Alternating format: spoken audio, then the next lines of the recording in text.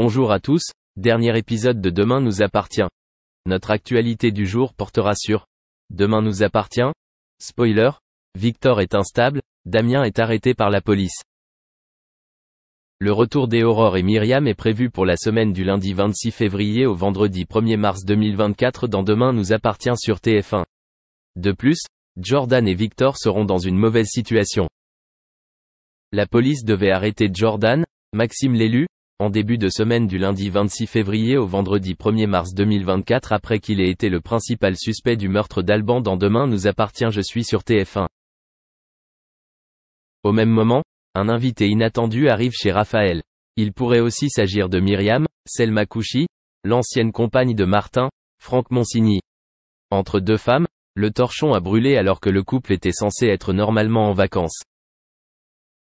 D'ailleurs, Timothée, Grégoire Champion, qui se révèle être un atout précieux pour la police scientifique et technique, gêne son père cette semaine.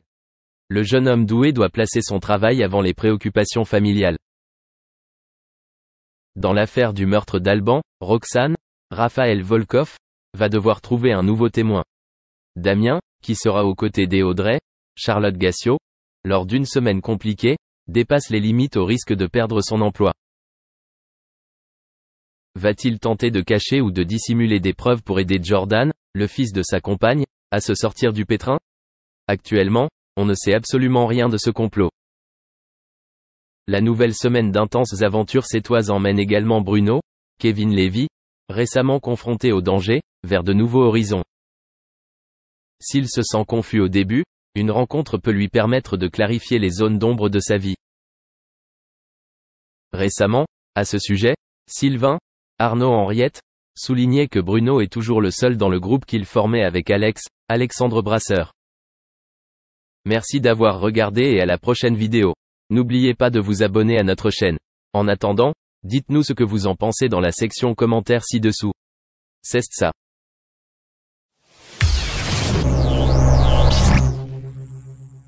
Cyril Ferraud, l'animateur de renom a pour toujours le sourire aux lèvres, qui s'avance d'un bon pas sur la scène. D'ailleurs, la star du petit écran a connu de grandes peines et des souffrances, parfois même annoncées en plein direct. Le décès de son père, il y a 2 ans, l'a énormément affecté. Le présentateur de Slam revient sur cette période de deuil difficile, et sur le soutien qu'il a reçu. Dans le paysage audiovisuel français, il y a les fortes têtes charismatiques qui prennent le devant de la scène comme Nagui ou Laurence Boccolini, et puis il y a Cyril Ferraud.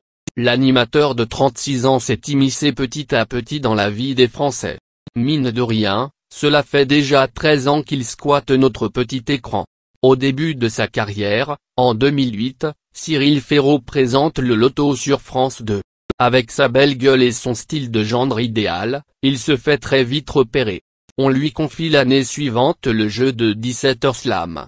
Il est l'animateur parfait pour ce créneau, qui rassemble beaucoup de personnes âgées. Il est beau, il est adorable avec les candidats, il est souriant, et son sens de l'humeur est assez lisse.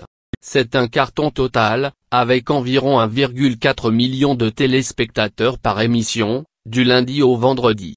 Cyril Ferraud ne comptait cependant pas se faire enfermer dans son rôle de présentateur du jeu de l'après-midi, comme a pu l'être Thierry Beccaro avant lui. Il a donc enchaîné les projets, tels que Grand Slam, personne n'y avait pensé, ou encore la carte au trésor. Il incarne un personnage autocaricatural dans Fort Boyard, Cyril Gosbeau, sorte d'animateur de télévision parfaitement lisse, quitte à en être effrayant. Et ses projets ne s'arrêtent pas là.